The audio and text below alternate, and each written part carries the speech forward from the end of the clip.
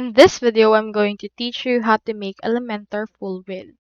In order to do this, the first thing you need to do is to head over to elementor.com, click on this login options right here, or click on this get started option if you don't have an account yet.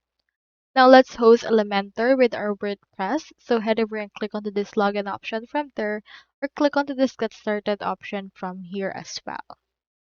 Now into this part, I already done those things and I already have it ready. And this is what my page looks like for now onto the actual Elementor preview page. So as you can see, they are not on full width yet, such as this one. So what you can do is you can head over and click onto this Edit with Elementor option. So in here, I have this. So you can click on a particular element, such as this one, for example. And then from in there, you can see in here this style option. You can also see the advanced option. For that, you can see the margin.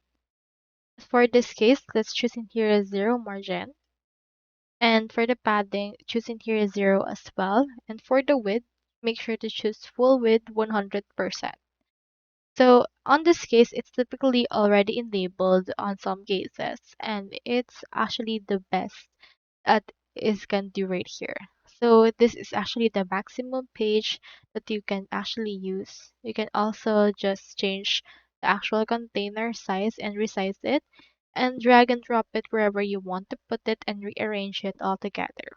So for example, in here this one, you can do the same thing by going to the advanced option and changing this width into full width option in order to change everything that you want to use for this particular case as well.